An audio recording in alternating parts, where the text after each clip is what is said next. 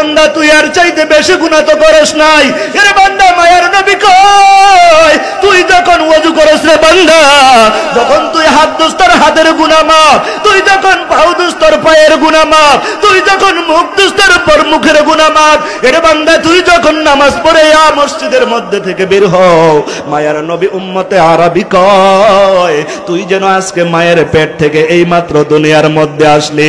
এরে বান্দা তোর কোনো টেনশন নাই। আল্লাহর বান্দা জীবন ভরিয়া নেশা করছে, সব সময় সে নেশার মধ্যে থাকতো, কিন্তু আল্লাহর বান্দা একদিন মদ খাওয়ার জন্য, ওই গুনাহের কাজ করার জন্য ঘর থেকে বাহির হইছে। ঘর থেকে বাহির হওয়ার পরে রাস্তার মধ্যে দেখে একটা কাগজের টুকরা, ওই কাগজের টুকরার মধ্যে আমার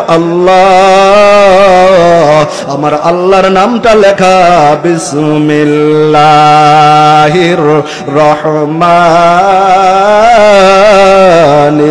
রহিম।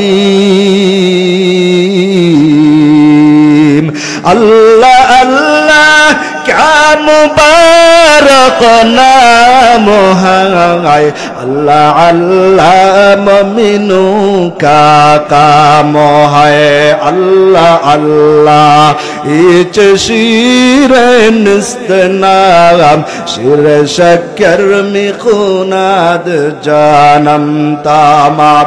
এবার পীর হাফি আল্লাহর বান্দা ওই মত খোর যখন এই কাগজের টুকরাটা পাইলো রে আল্লাহর বান্দা শুনিয়া নাও, ও পর্দার আড়ালের মা তোর গুনাহ কত হয়েছে।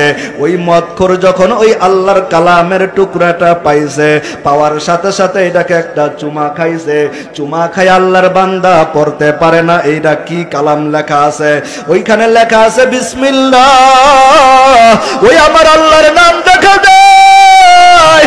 ওই আল্লাহর বান্দা বুঝতে পারছে এটা দুনিয়ার কোনো মানুষের নাম না, এটা আমার ওই আল্লাহ, যে আল্লাহ আসমান বানাইছে, যে আল্লাহ জমিন বানাইছে রে বান্দা, আল্লাহ রাব্বুল আলামিন। বীর হাফি আল্লাহর বান্দা ওই কালামদার মধ্যে চুমা খাইয়া ঘরের মধ্যে সুন্দর কইরা রাইখা মাখখানার মধ্যে চলিয়া গেছে। এবার আল্লাহর বান্দা যখন মদের আড্ডার মধ্যে যায়, ওই মদ খাইয়া বিমূর হয়ে পড়ে রইছে।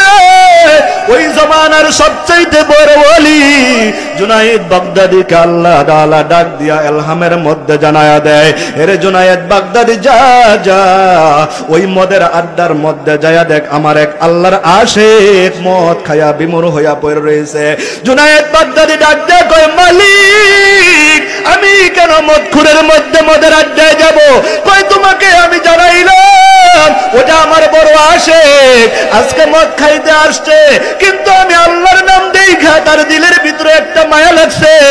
আমি আল্লাহকে নামের জন্য যখন চুমা খাইছে আমি আল্লাহ বড় খুশি হয়ে গেছি। আমি আল্লাহ বান্দা আমি তাকে মায়ার কোলে লইয়া গেছি। এরে বান্দা তোর হাতে ধরে বলি পায়ে ধরে বলিয়া যাই, তোর যত বড় গুনাহই হোক না কেন আল্লাহর কাছে তওবা নিয়ে আগা। আল্লাহ বলেন বান্দা তুই যদি তওবার দরজা নিয়ে আগাইতে পারস, আমি আল্লাহ তোর জন্য জান্নাতের মেহমান বানায়া তোর জন্য রেডি করে রাখবো। এবার জুনায়েদ বাগদাদী আল্লাহর বান্দা ওই মদের আড্ডার মধ্যে যায়। সবাই কয় হুজুর আপনি কেন মদের আড্ডায় আইছেন? আপনিও কি আমাদের দলের লোক? কয় না না না, এরে দুনিয়ার মুসলমান শোন, তোমাদের এমন এখানে এমন কি একটা বান্দা আছে নাকি যে কি মদের আড্ডার মধ্যে খাইয়া মদ খাইয়া বেমুর হয়ে রয়েছে? কয় হ্যাঁ জুনায়েদ বাগদাদী আছে, বীর হাফি করে একটা লোক আছে। কয় এই লোকটাকে আমার আল্লাহ পাঠাইছে রে, এই বান্দাটাকে আমি আল্লাহ যেন তাকে দুনিয়া যায়। আল্লাহ রাব্বুল আলামিন যদি কাউকে বান্দা পছন্দ করে ওই গুনাহ থেকে বাছাই করিয়া করিয়া হেদায়েতের রাস্তা দেয়। এরে